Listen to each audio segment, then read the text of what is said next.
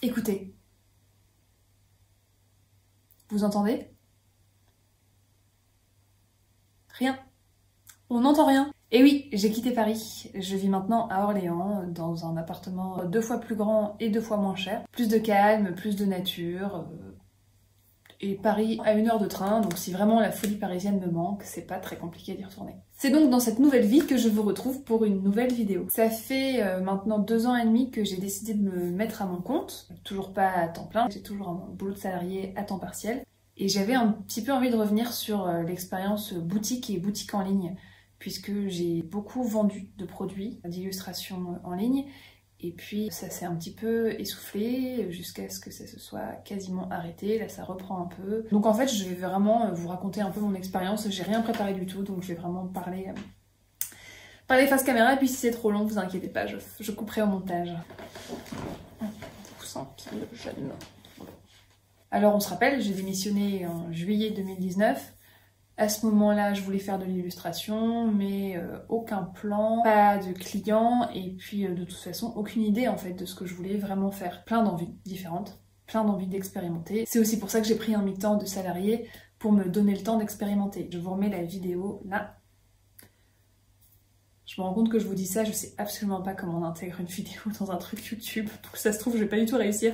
Non, moi je vous remettrai la vidéo en barre d'infos où je vous raconte un peu comment ce mi-temps salarié m'a permis et me permet toujours de me développer en tant qu'illustratrice. Donc au début, pas de portfolio vraiment valable, pas de clients, très peu d'expérience en tant qu'illustratrice, j'étais surtout connue comme graphiste, donc j'avais des commandes, mais vraiment des commandes comme graphiste et maquettiste. J'ai commencé à vouloir vendre mes illustrations à ce moment-là, donc plus à des particuliers. C'était plus simple, plus accessible, et puis aussi ça m'intéressait en fait de créer un produit, d'aller jusqu'au bout du process de fabrication et de le vendre. J'ai ouvert ma boutique Etsy, j'ai commencé par un calendrier 2020, certains s'en rappellent peut-être, qui s'est très bien vendu d'ailleurs. C'était super parce que là, à ce moment-là, tous mes proches, tous mes amis, tout mon entourage, beaucoup de personnes aussi qui me suivaient sur les réseaux sociaux ont soutenu et en fait ça a été hyper important parce que ça a vraiment été le point de départ de ma vie d'illustratrice. Tous ces soutiens ont eu un impact positif énorme. Comme je voyais que ça marchait bien, j'ai eu envie de créer des petites illustrations personnalisées. Je me suis d'abord lancée dans une illustration de couple personnalisée pour la Saint-Valentin. Honnêtement, le début, ça a été un peu un carnage parce que j'étais pas du tout organisée. J'ai eu une dizaine de commandes et c'était déjà beaucoup trop. J'avais vraiment galéré en fait, j'avais rien prévu à l'avance. Et tout de suite, ce premier produit personnalisé, un peu foireux dans la façon dont ça s'est passé. Et tout de suite, en fait, j'ai eu des retours de clients qui étaient mes amis en fait, pour savoir un peu ce qui était demandé. Donc par exemple j'avais fait un couple et tout de suite on m'a demandé de rajouter un bébé. Au début j'envoyais que le fichier numérique et tout de suite on m'a dit ah mais non mais j'aimerais bien une belle impression. Et à partir donc de ce petit couple j'ai créé d'autres produits. Là j'ai créé les cadeaux de naissance que vous connaissez peut-être, des petites planètes avec des petits bébés où tu peux mettre le prénom du bébé. Au fur et à mesure des commandes, j'avais régulièrement des commandes, j'ai vraiment pu affiner mon offre. Ça m'a vraiment beaucoup plu de faire ça, tout le processus créatif qu'il y avait derrière. L'idée de la personnalisation, ça me plaisait beaucoup, ça me plaît toujours d'ailleurs beaucoup. Que chacun ait vraiment son image, son illustration qui lui corresponde parfaitement. Il y a un côté unique que je trouve très agréable en fait, de savoir qu'on propose quelque chose d'unique qui va vraiment marquer la personne, qui va marquer une naissance, un couple. Ensuite, il y a eu le confinement. Pendant le confinement, j'ai également vendu des posters. Je sais pas si vous vous souvenez, je dessinais des fenêtres. Je postais une fenêtre par jour sur les réseaux sociaux et j'en ai fait un grand poster que j'ai également vendu. J'avais d'ailleurs redistribué une partie à une association. Bref, vous l'aurez compris, à ce moment-là, mes principaux clients, c'était vraiment des particuliers. C'était vous, qu'on se le dise. C'était vous, c'était mes amis, ma famille, des personnes sur les réseaux sociaux et il y avait quand même beaucoup de retours, j'étais très contente pour un début, ça marchait vraiment super bien, c'était top. Donc j'ai eu envie de développer cette partie-là, je me suis fait un site internet avec mon compagnon, on a travaillé tous les deux dessus et vraiment on a bossé vraiment plusieurs semaines, plusieurs mois même pour faire un truc vraiment pro, assez propre, avec une personnalisation, tout était calé, on a passé beaucoup de temps dessus mais c'était un vrai plaisir. Et là j'ai vraiment eu envie, moi, de créer ma propre petite identité de marque. Donc j'ai créé une boutique en ligne que j'ai appelée Tandem. J'ai quitté Etsy, donc Etsy ça n'a pas duré longtemps et j'ai tout viré sur mon site internet. J'ai créé un compte Instagram spécifique pour cette boutique et je me suis mise à beaucoup communiquer dessus. honnêtement, ça a bien marché. J'étais vraiment super contente. C'était un super lancement.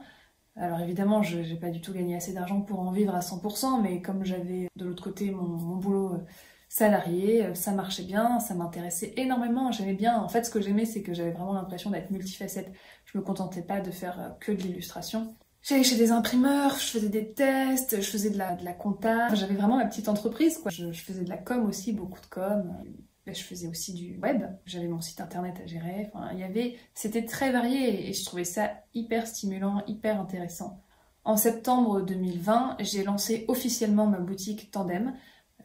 J'avais mis un petit peu le paquet, avec mes propres moyens bien sûr, mais j'avais fait mes cartes de visite, mon univers visuel. C'est parti, on se lance. Et en fait, c'est à ce moment-là que ça a commencé à se réveiller et à décoller un peu plus pour moi au niveau des commandes, plus ce qu'on appelle B2B, business to business. Je ne sais pas si c'est ce qu'on dit dans le monde de l'illustration. Disons que j'ai commencé à avoir vraiment des commandes de maisons d'édition. Et tout est arrivé un petit peu d'un coup. Là où j'avais rien, j'ai commencé à avoir plein de commandes. Donc en fait, au moment où j'ai lancé Tandem, là j'ai commencé à être un peu submergée de commandes. Je suis vraiment rentrée dans une période où j'ai bossé vraiment comme une malade. J'avais à la fois mon boulot salarié, je devais répondre à des commandes du monde de l'édition, donc il faut quand même être assez disponible. Et en même temps, je commençais vraiment à lancer ma boutique en ligne, et donc je faisais énormément de communication là-dessus pour que ça marche. Ça a été évidemment très enrichissant, mais à la fin de cette période, il a quand même fallu que je me pose quelques questions. J'ai vite compris que j'allais pas pouvoir tenir ce rythme-là. Mais surtout, au-delà de ça, je me suis rendu compte que tenir une boutique, c'était pas si fun que ça. Alors je vais vraiment parler de mon expérience, mon cas, moi la façon dont je l'ai vécu. C'est-à-dire que autant j'ai adoré la mise en place de la boutique, j'ai adoré déjà créer mes produits, mes illustrations personnalisées, aller voir des imprimeurs, et faire des tests d'impression. J'ai adoré mettre en place le site internet, j'ai adoré communiquer un petit peu dessus. J'ai adoré aussi répondre aux commandes. J'adorais préparer les petits colis, ça j'adorais et j'adore toujours. C'était un lien direct que j'avais avec vous, avec mes abonnés, avec mes clients. Je trouvais ça très très agréable aussi que ce soit concret et de vendre quelque chose de concret. Et puis ce que j'aimais aussi, c'est que j'avais totalement le choix de ce que je vendais. Je répondais pas à une commande, c'est moi qui proposais quelque chose et ensuite la personne l'achetait ou l'achetait pas. Bon, évidemment, je restais quand même à l'écoute de ce qui était à l'écoute du marché, comme on dit. D'ailleurs, c'était très étonnant, je fais un petit aparté, c'était très étonnant parce que je faisais des sondages sur Instagram pour savoir quelles étaient les couleurs préférées par exemple.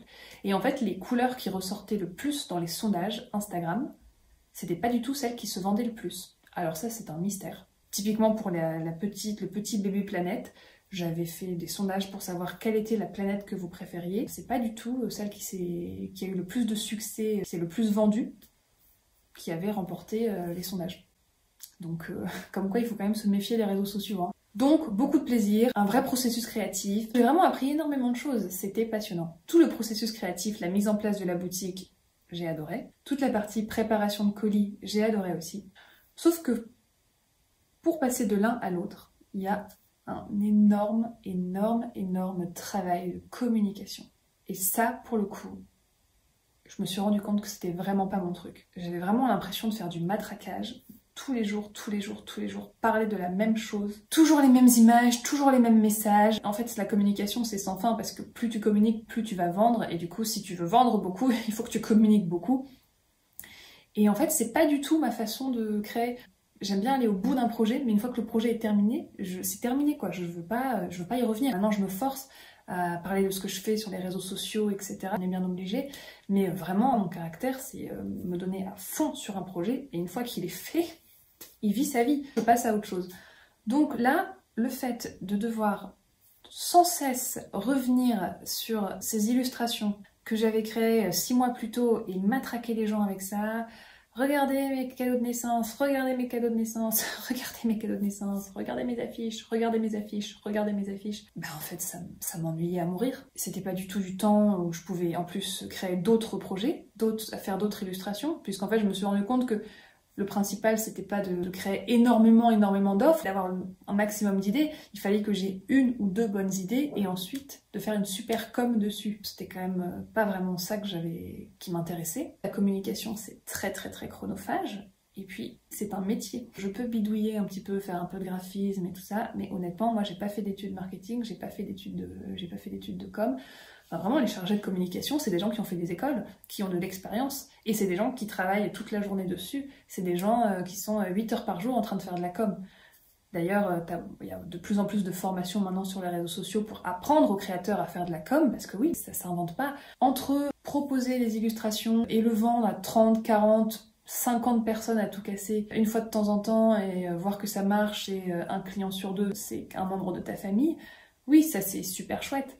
Mais de là à vraiment rentrer dans une vraie dynamique pérenne, viable, ok, là c'est vraiment une autre paire de manches et ça peut être intéressant seulement si j'ai le temps de le faire. Je peux pas le faire à moitié. Soit je le fais à fond, soit j'arrête en fait. Comme en parallèle, je commençais à avoir de plus en plus de projets d'édition hyper intéressant. Bah là, en fait, naturellement, il y a un choix qui s'est fait. Je me suis dit, bon, en fait, je préfère me concentrer sur les projets d'édition. Honnêtement, c'est plus facile. Parce que vous vous contentez de faire un dessin et ensuite de l'envoyer. Vous vous occupez pas du tout de la fabrication, vous vous occupez pas du tout de la diffusion, vous vous occupez pas du tout de la communication. Non, ça c'est pas votre job. Niveau charge mentale, quand même, on baisse un peu d'un cran. Et ça me permettait aussi de beaucoup plus varier les plaisirs. À chaque fois, en fait, ça me permettait de découvrir un nouveau sujet, de m'intéresser à quelque chose de nouveau. J'ai continué d'avoir quelques commandes et je continue d'ailleurs d'en avoir un petit peu, des commandes de cadeaux de naissance, mes affiches aussi, je continue d'en avoir un petit peu, mais c'est vraiment très minime. Donc finalement, au bout de 6 mois, ce fameux projet Tandem qui m'avait pris énormément de temps, énormément d'énergie, aussi ça m'avait pris de l'argent. J'ai acheté des enveloppes, des cartons, enfin j'ai acheté plein de matos d'envoi. Bah ça s'est arrêté très vite. Sur le coup, je me suis un peu sentie nulle. Je me suis dit, oh là là, pourquoi à quoi bon? Pourquoi toute cette énergie? J'ai passé tellement de temps dessus, alors qu'en fait pas du tout. Déjà c'est en écoutant des témoignages d'autres créateurs, d'autres illustrateurs, que je me suis rendu compte qu'en fait, la plupart des gens avaient leur premier projet un peu crash test, leur première entreprise, ouais, même quand les gens qui veulent se lancer dans l'immobilier, leur premier appart, enfin, disons que tout le monde a un peu son premier jet, et c'est vraiment un jet d'expérimentation, et souvent ça dure pas longtemps, parce que souvent c'est là en fait qu'il y a toutes les erreurs, qu'il y a tout ce qui va pas, c'est là aussi qu'on se rend compte si on aime ou si on n'aime pas, enfin, c'est aussi le principal, tant qu'on n'a pas testé, on peut pas se rendre compte. Bah, ça m'a éclaté de faire ça, mais je me suis rendu compte que la finalité, c'était pas ça que je voulais. Alors oui, on pourrait se dire que j'ai perdu du temps. Moi, honnêtement, je pense que j'ai gagné de l'expérience. C'est juste qu'à un moment, il a fallu faire des choix professionnels et c'est pas vers là que j'ai décidé de me concentrer. Ça veut pas du tout dire que je pense que c'est une mauvaise expérience. Ça ne veut absolument pas dire que si vous créez votre boutique, vous allez pas y arriver, que c'est pas... Non, alors là, vraiment pas du tout. Hein. Au contraire, je trouve que... Moi, j'admire. Je trouve qu'il y a plein d'illustratrices qui sont géniales, qui font une com incroyables, qui font des super produits, c'est magnifique, et je me dis, ah oui, bah elles sont faites pour ça, elles démarchent des boutiques, elles font des marchés. Moi, c'est pas pour moi pour l'instant. Et c'est tout, c'est pas grave du tout. Alors la suite, comment ça va se passer? Est-ce que j'abandonne complètement? Non, franchement non, parce que ça me plaît quand même de vendre directement à des particuliers.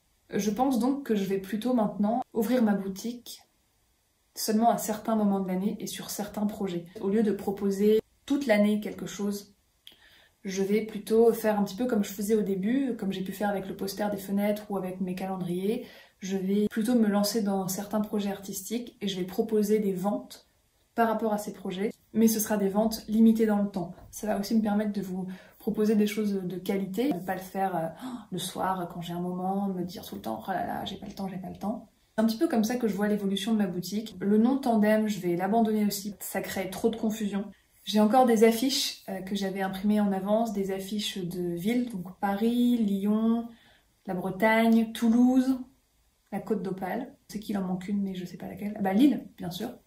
Ça, je les laisse, elles sont chez moi, donc je continue de les vendre tant qu'il y en a, et puis quand il y en a plus, il y en a plus. Voilà un petit peu mon expérience. Ce qu'il y a à retenir, c'est que faut pas avoir peur de se planter. J'ai discuté avec pas mal de copines illustratrices qui n'osaient pas lancer leur boutique parce qu'elles disaient j'ai peur que ça marche pas, j'ai peur que les gens n'achètent pas. Mais en fait, faut vraiment voir ça comme une expérience. Enfin, de toute façon, on va pas lancer notre multinationale du jour au lendemain. Hein. Vous allez pas, on va pas concurrencer Ikea comme ça.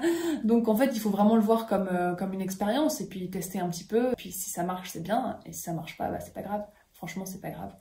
Et même si ça doit durer que 6 mois, bah vous pourrez dire que vous l'aurez fait. Lancez-vous, faites vos expériences et les choses vont s'affiner. Si vous savez pas comment, quoi, où, lancez des petites graines un peu partout. Bah oui, après ça donne des plantes. Lancez des petites graines un petit peu partout et puis vous allez voir ce qui revient, ce qui vous plaît, ce qui vous plaît pas. C'est comme ça que ça va marcher. Je vous dis à très bientôt. Merci d'avoir regardé cette vidéo et n'hésitez pas à me dire ce que vous en avez pensé et aussi à me partager votre propre expérience si vous aussi vous êtes créateur, créatrice et que vous avez eu envie de vous lancer dans la vente en ligne. Je vous dis à bientôt.